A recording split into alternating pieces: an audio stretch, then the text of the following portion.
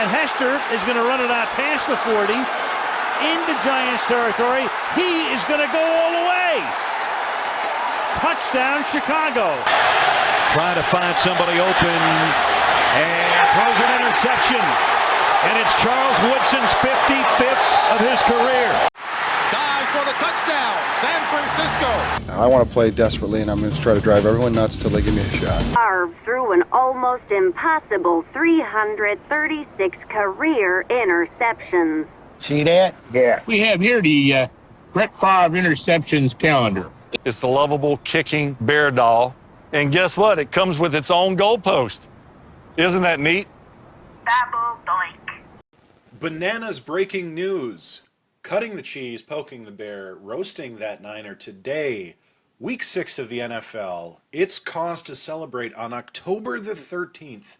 In the year of our Favre 2024, all 3, or if you're German, 3 of our teams have won today.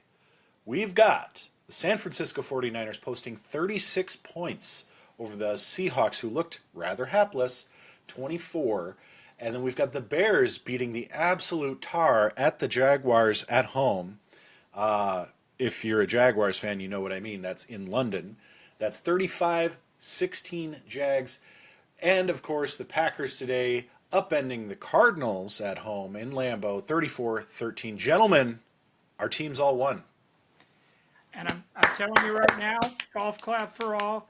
After 6 weeks, 49ers fans, it's a very simple formula. If you score 30 or more, you win. If you're held under 30, you're taking the L. First week against Aaron Rodgers, 32 points, victory. Fourth week against New England, 30-13, victory.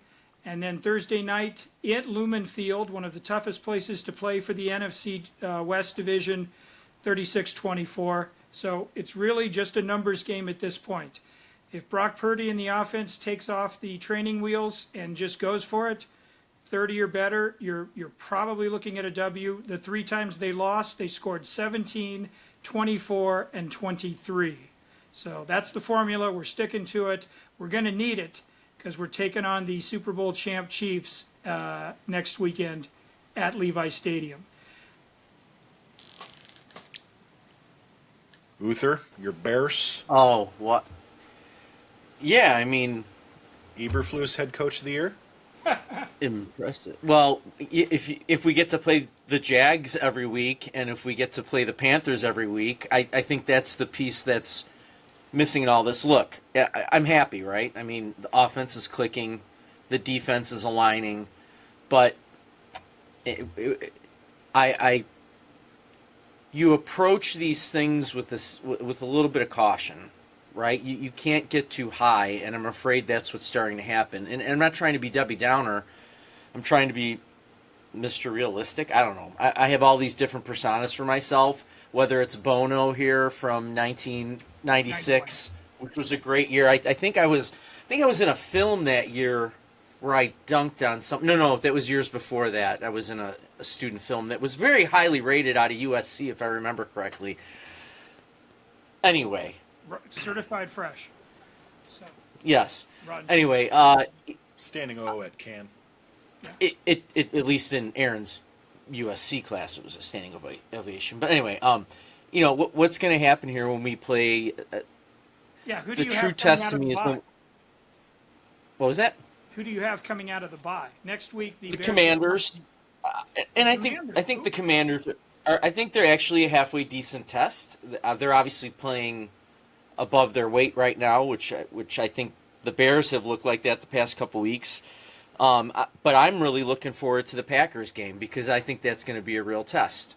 Because these are two teams. I just don't think the Bears' schedule doesn't scare me. The Commanders don't. I'm sorry.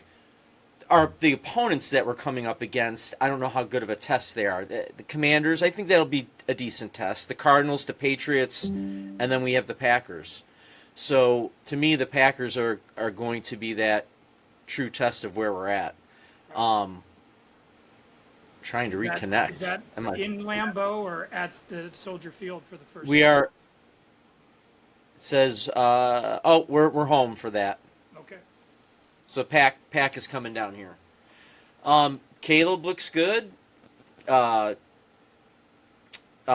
DJ looks good. Swift looked great. Cole Kmet looks great. Cole Kmet. Things look great. Polish sausage is great. Chicago dipped beef is also beautiful as well. And so are the Bears right now. But let's see what happens here in the next couple weeks. And all the faith is restored in Green Bay. Even Christian Watson had a great game today. So heading into next week, we've got the Texans at home. That's going to be a surprisingly difficult game. I do think our defense is looking much better, but they've got a little bit of a ways to go to be good against a Texans offense that can be explosive on you. I will say, once we got in a good defensive rhythm today, we played outstanding. We always seem to play better on defense when we're up. So if we get up early on the Texans at home next week, we'll probably have a solid game.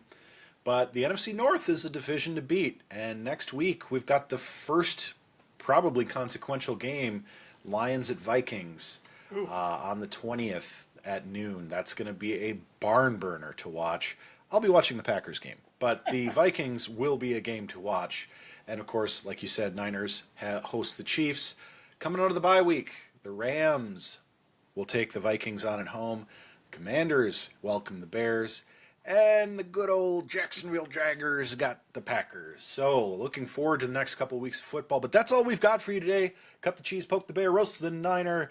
For all of you out there still watching football today, are you ready for more football? Because we're ready for more football. Football, football, football, something, something. Hey, Macarena.